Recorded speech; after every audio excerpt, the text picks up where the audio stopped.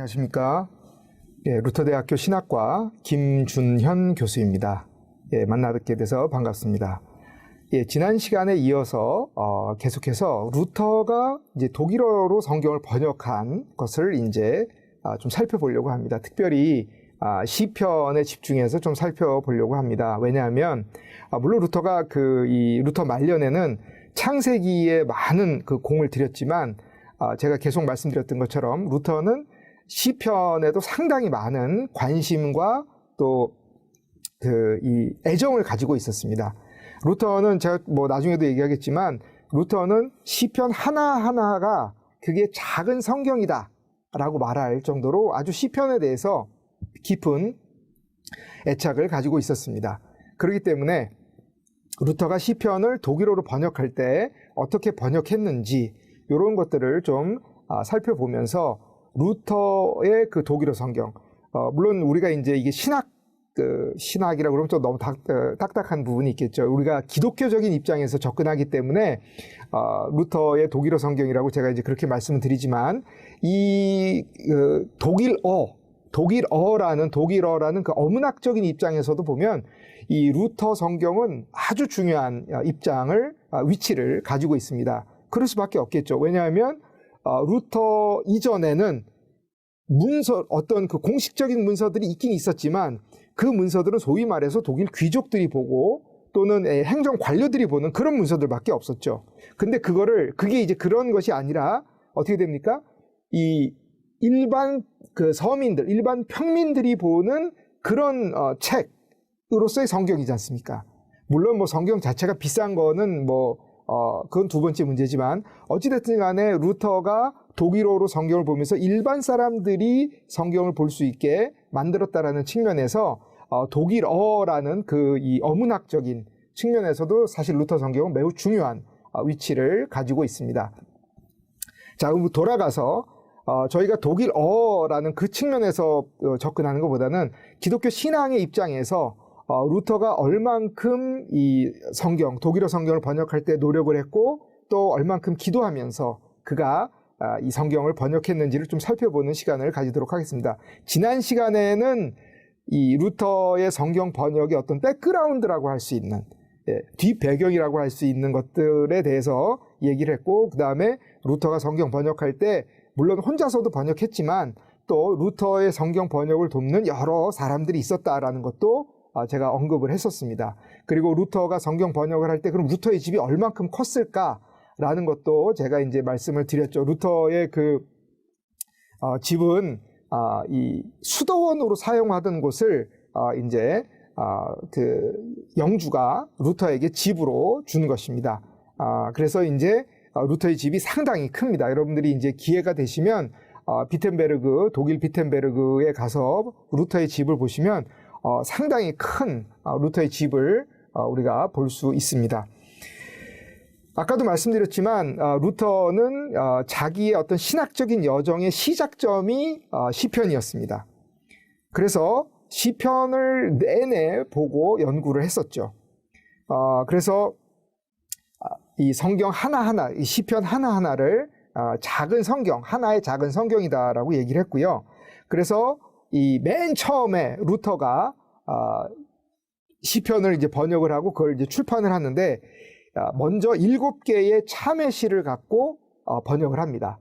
그게 이제 시편 6편, 32편, 38편, 51편, 102편, 130편, 143편입니다.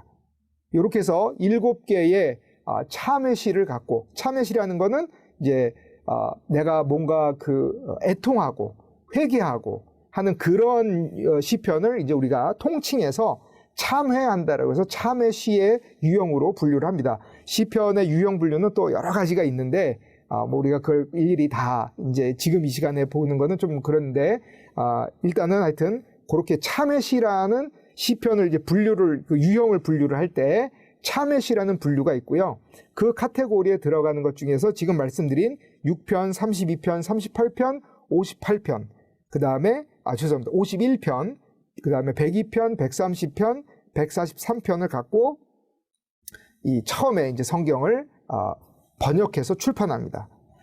이거는 이제 1517년에 루터가 처음으로 쉽게 말해서 이제 별세본이겠죠. 이거를 이제 이렇게 조그맣게 이제 그렇게 만든 그런 책입니다. 루터는 이거를 이제 해설판을 붙여갖고 요 각각에 대해서 해설을 붙여서 이제 그 출판을 하게 됩니다. 그럴 수밖에 없는 게 여러분들도 아시겠지만 루터 시대 때, 그러니까 1517년 그 중세 시대 때의 어떤 상황을 한번 좀 생각해 눈을 감고 그때 어땠을까라고 한번 좀 생각해 보시기 바랍니다. 그때는 사실 교육기관이라는 것이 그렇게 뚜렷하게 이렇게 딱 정립되어 있지 않았습니다. 물론 그 초등학교, 루터도 초등학교를 다녔고 중학교를 다녔고 다 다녔죠. 그리고 이미 사실 유럽의 대학이라고 하는 그런 제도도 다 있긴 있었습니다. 그러나 그것이 아무나 누구나 갈 수 있는 그런 것은 아니었다라는 것이죠. 제가 말씀드리는 것은 중세 시대 때의 루터 시대 때의 교육의 그 환경은 지금 우리가 생각하는 것에 비하면은 매우 열악한, 지금 우리가 생각하는 것에 비하면 매우 열악한 것이었다라는 것 정도는 우리가 쉽게 추측해 볼 수 있을 것입니다. 그렇기 때문에 루터는 일반 사람들이 어떻게 하면은 이 시편에 대해서 시편을 어떻게 이해할 수 있을까?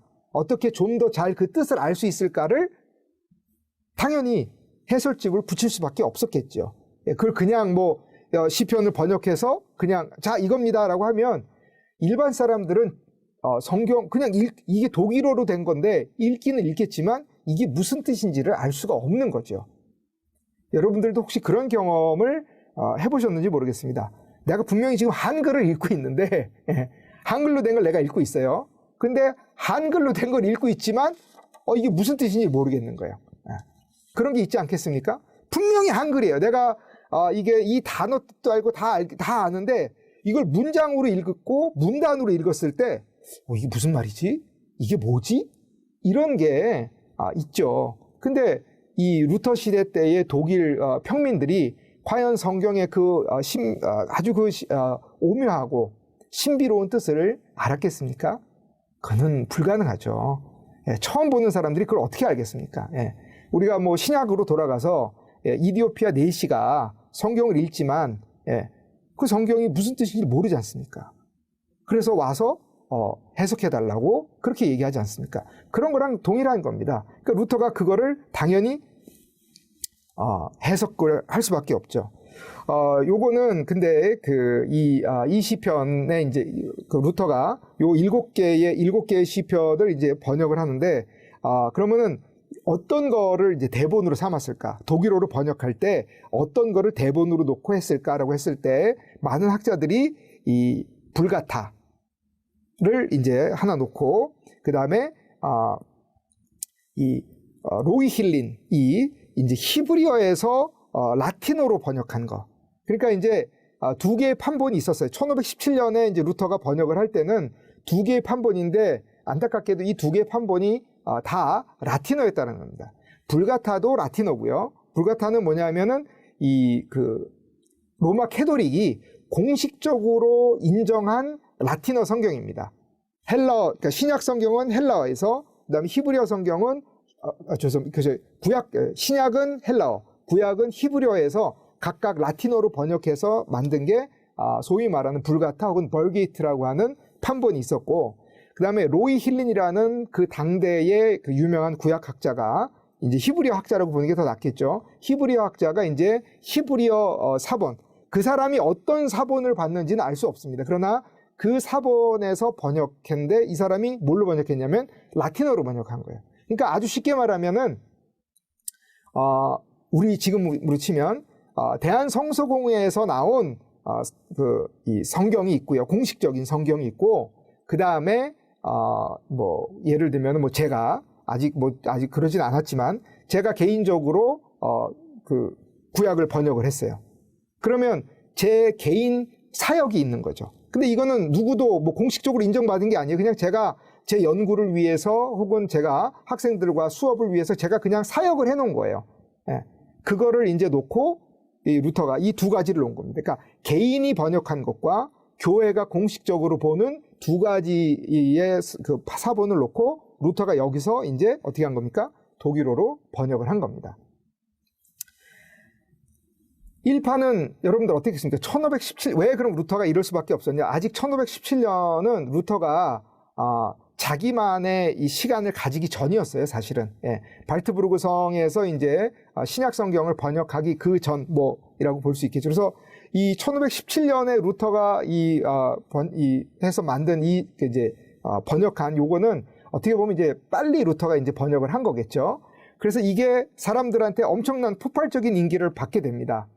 그래서 이제 루터가 이제 내가 좀 잘해야겠구나라고 해서 1525년에 엄청나게 이제 번역을 합니다. 그 사이에 여러분들 1525년이면 1517년부터 1525년 그 사이 어간을 보면은 루터가 아까 말씀드린 것처럼 이제 발트부르크 성에 가서 신약 성경을 번역하고 하는 모든 이제 성경 번역의 이제 시작이 된 그런 때거든요. 그러니까 루터 나름대로 뭔가 신학적으로 정립이 되고 또 언어적인 것도 상당히 많이 이제 발전한 그런 상태입니다. 그래서 그때의 루터가 만든 요 성경은 엄청나게 아무래도 그 번역이 상당히 다를 수밖에 없었겠죠.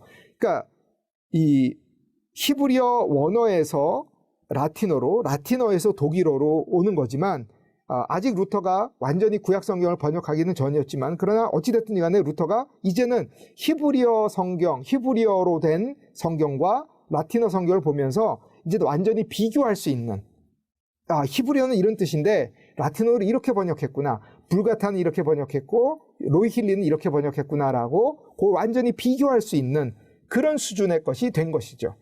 그래서 이제 그거를 갖고 루터가 이제 접근을 하게 되는 것입니다. 루터는 이미 제가 계속 말씀드렸지만 성경을 번역할 때 항상 예수님을 중심으로 하는 예수님을 가운데다가 두고 번역하는 그런 해석을 하고 있었습니다. 그래서 여기서도 보면 이렇게 얘기합니다. 모든 시편 그리고 모든 성경이 은혜를 갈망하고 은혜를 찬양하고 그리고 예수 그리스도를 찾는다라는 이런 표현을 합니다. 그만큼 루터는 성경을 번역할 때 항상 그리스도 중심으로 하고 있었죠. 1517년에 이제 번역을 했고 그 7개의 참회시가 1525년에 이제 번역이 됐고요. 이제 1518년에 루터는 다시 한번 성경을 번역해서 출판을 하는데 이때는 109편입니다. 시편 109편. 루터도 그래서 두 번째 1518년에 이제 그 시편을 번역을 하는데 109편을 번역을 합니다. 그리고 당연히 이 109편에 대한 또 해석, 다시 말해서 주석도 달아놓죠. 예. 그래서 이때도 그 대본으로 삼은 성경은 불가타였다라고 그렇게 알려지고 있습니다. 예. 시편 109편. 이것은 루터의 입장에서 보면은 예수님과 그 왕국에 대한 것을 묘사하는 걸로 그렇게 루터는 생각을 한 겁니다. 그리고 나서 이제 1521년에 그 시편 36편에 대한 이제 번역을 하고 또 그것에 대한 주석을 달아서 출판을 하게 되죠.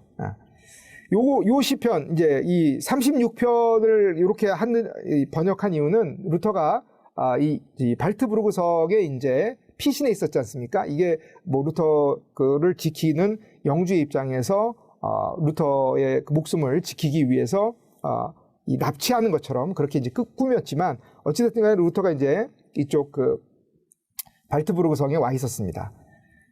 발트부르크 성에 와서 루터가 마음이 편했겠습니까? 간간히 이제 그 비텐베르크에서 들려오는 소식을 듣고는 루터가 어떻게 해서든지 자기를 지지했고 자기를 염려하는 사람들에게 뭔가 이제 이 얘기를 할 수밖에 없었지 않겠습니까? 그래서 이제 그 얘기를 할 때, 그때 이제 루터의 입장에서는 제일 좋은 게 뭡니까? 자기가 이렇게 시편 36편을 갖고, 그러니까 시편들을 갖고 짧은 시편을 본문으로 놓고 주석을 해서 하나의 어떤 성경 강해처럼 해서 이제 보내는 거죠. 그럼 이제 비텐베르크에 있는 사람들이 그걸 보고 위로를 받고 또 이제 그 흔들리지 않는 그런 이제 그 신앙을 가질 수 있도록 루터가 그렇게 한 것입니다. 이렇게 해서 계속 루터는 시편을 이제 번역을 하게 됩니다. 1524년이 되니까 루터가 시편을 이제 전체적으로 출판을 하게 됩니다. 독립적으로 시편 전체를 루터가 따로 번역을 하는 거죠.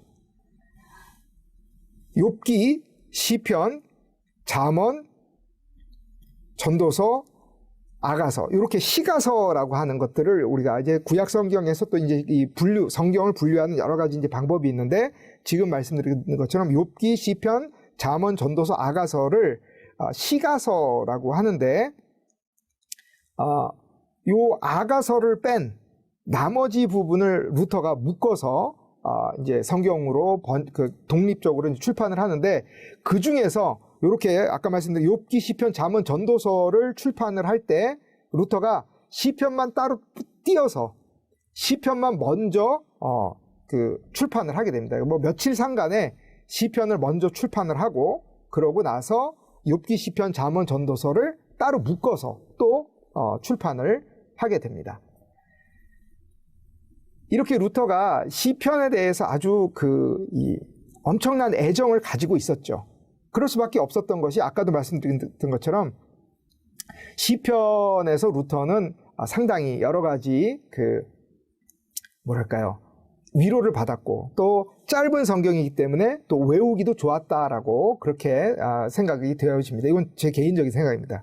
그래서 이제 그런 것들을 이제 루터가 계속해서 시편을 이렇게 번역을 했던 것을 보는데, 루터의 입장에서 보면은 여러분들 제일 어려운 게 어떤 번역인지 아십니까? 루터의 입장에, 그러니까 루터가 아니라 번역을 할 때 번역자의 입장에서 제일 어려운 번역이 사실은 시를 번역하는 겁니다. 사실은. 예. 시를 번역하는 거, 그러니까 왜 어렵냐면은 첫 번째는 그 감정을 잡아야 되고, 그리고 또 두 번째로 적절한 언어를 찾아야 됩니다. 뭐 이게 어떻게 보면은 같은 거라고 말할 수도 있겠지만, 예. 요거를 이제 이 루터 입장에서 보면은 어떻게 표현할까요? 이 두 가지를 어떻게 루터가 잘 이제 번역을 했을까? 이런 걸 이제 살펴보는 게 좀 재미가 있을 것 같습니다. 예. 루터 입장에서 그렇게 이제 우리가 일반적으로 볼 때 시가 그렇게 번역하기 어렵다라고 했는데, 루터는 이런 것들을 이제 번역할 때 일단은 원칙으로 잡은 게 뭐냐면은 원문, 히브리어 원문에 충실하게 번역하자라는 그런 원칙을 가지고 있었다라고 합니다. 예. 그래서 좀 굳이 얘기를 하면, 예, 원문에 충실한 게 어떻게 될까? 여러분들 이제 히브리어 단어에 헤세드라는 단어가 있습니다. 이건 이제 보통 자비입니다. 자비. 그리고 에메트가 있습니다. 에메트. 예. 에메트는 이게 이제 여러 가지로 이제 번역이 가능한데요. 예. 요거는 이제 진리 혹은 신실함, 이렇게 이제 번역을 할 수 있는데, 이거를 두 단어를 합치면, 예, 자비와 진리를 합치면, 요걸 그냥, 가운데에다 그리고를 넣어서, 자비와, 진리. 이렇게 이제 그동안에는 이제 번역을 해왔습니다. 다시 말해서, 라틴어는 그렇게 번역을 했던 거죠. 그런데, 루터는 이 두 단어를 번역할 때, 예, 사랑과 신실하심이라고 그렇게 번역을 합니다. 그러니까 루터의 입장에서 보면은 좀 더 어떤 게 원문에 충실할까, 그리고 뉘앙스나 이런 것들을 충분히 고려를 하는 것이죠. 예. 그래서 조금 더 루터가 그랬다가 이거를 아니다. 이거는 사랑보다는 여기서 말하는 것은 그냥 이 사랑, 일반적으로 우리가 생각하는 사랑으로 볼 수 있으니까 차라리 이거를 선하심으로 봐야겠다라고 루터는 생각을 하게 되고, 그래서 맨 최종적으로는 선하심과 신실하심으로 바꾸게 됩니다. 그러니까 우리가 헤세드 그러면 여러분들 자비, 사랑, 이게 보통의 이제 번역인데, 루터는 이제 거기서 한 걸음 더 나가서 이거는 하나님의 사랑은 무엇이냐? 이거는 선하심이다. 선한 것이다라고 그렇게 보는 것입니다. 그래서 루터의 입장에서 보면은 이 하나하나 번역할 때 그냥 번역하는 것이 아니라 이렇게 원어의 뜻이 무엇인지를 충분히 보고 그 다음에 원어의 뜻에 맞게끔 이제 하나하나 번역을 이제 하려고 노력을 합니다. 뭐 또 그 다음 1528년에 아까 말씀드렸던 이 1524년에 이제 시가서가 번역이 됐고 그 시가서 번역되기 며칠 전에 루터가 이제 또 번역을 우리가 했다라고 제가 이제 말씀드렸지 않습니까? 그랬을 때 이제 또 이제 루터가 1528년에 이제 시편을 한 번 더 특별판이라고 해서 번역을 합니다. 예. 그리고 이제 출판을 하는데 이때는 루터가 혼자서 수정 작업을 했다라고 그렇게 알려지고 있습니다. 예. 그리고 여기에 서문을 다는데 여기서는 이제 루터가 무엇을 얘기하냐면은 정서법을 얘기합니다. 어떻게 이거를 했고 발음상의 특징 이런 것들을 이제 루터가 정리를 하고 그 다음에 시편을 분류를 합니다. 시편의 분류를 해서 비유적인 표현을 하게 됩니다. 예. 1524년과의 그에서 보면은 이 1524년은 번역에 중점을 둡니다. 그럴 수밖에 없었던 게 그 전에 1517년, 18년에 나왔던 루터의 번역들은 어떻게 되는 것입니까? 그거는 라틴어에서 번역을 했지 않습니까? 물론 뭐 그 판본이 2개가 있다고는 했지만, 근데 이게 1525년을 그 기점으로 해서 24년 죄송합니다. 21년, 24년을 기점으로 해서는 이제 루터가 이게 그 히브리어 원문을 놓고 번역을 하게 되죠. 그러니까 1524년에는 루터가 번역할 때 이 문법상에 되게 치중을 합니다. 근데 이제 1528년으로 오면은 조금 더 문학적인, 그러니까 시편의 어떤 그 시의 문학의 형태에도 루터가 상당히 관심을 가지고 그거를 번역을 하게 되는 거죠. 네. 그래서 루터 입장에서는 이제 그거를 이제 번역을 하고 루터가 아예 그거를 작은 성경이다. 요거는 하나의 작은 성경이다라고 그렇게 얘기를 하고 이거를 이 루터가 이거는 하나의 개요서다라고 그렇게까지 얘기를 합니다. 이렇게 해서 루터가 그 시편을 이제 번역하는 것들을 이제 우리가 보았고요. 이 루터가 그 시편을 이제 번역을 할 때 여러 가지 이 신경을 쓰고 있는데 그런 그 신경 썼던 것 중에서 하나가 뭐냐면은 루터는 이 시편이 하나님과 직접적으로 대화를 나누는 어떤 하나의 대화의 행위다라고 그렇게 얘기를 합니다. 예. 그래서 시편을 그렇게 보고 이 루터가 자기의 어떤 그 신앙의 고뇌와 신학의 고뇌 이 두 가지를 다 합쳐서 이 시편 번역하고 주석할 때 이거를 다 담아 놓습니다. 예. 그래서 루터의 어떤 그 시편을 보면 루터의 어떤 그 이 루터가 무엇을 고민했고 무엇을 신경 썼는지를 우리가 알 수가 있게 되는데 1531년이 되면 루터가 이제 본격적인 그 개정 작업을 하죠. 예. 그래서 시편의 첫 번째 개정판이 출판이 됩니다. 예. 이 성경은 이제 1531년 4월 달에 비텐베르그에서 이제 출판이 되었다라고 그렇게 알려지고 있고요. 본격적인 1524년 이후에 일어난 그 이제 모든 어떤 본격적인 개정 작업을 한 걸로 그렇게 봅니다. 제가 뭐 지난 시간에도 말씀드렸지만 지난 시간에 좀 말씀드렸지만 이때부터는 루터가 혼자 하지 않습니다. 루터가 개정 작업을 할 때 사람들과 같이 모여서 루터가 무엇을 이제 왜 이렇게 했는지 그 다음에 문법적으로 무엇이 맞는지 이런 것들을 하나하나 놓고 일일이 작업을 합니다. 그래서 이 1월 달부터 1531년 1월 달부터 이 개정 작업을 했다라고 얘기를 하는데 뭐 이게 이제 어떤 사람들은 여러 번이다. 그 다음에 이제 또 어떤 사람들은 그렇지 않고 가급적이면 일주일에 한 번 수요일에 모였다라고 그렇게 이제 얘기를 하고 있는데 제일 중요한 건 하여튼 시편 번역을 그렇게 했다라는 것이죠. 그래서 3월 중순경에 이제 완전히 시편에 대한 개정 작업이 이루어졌다라고 그렇게 보고 있고요.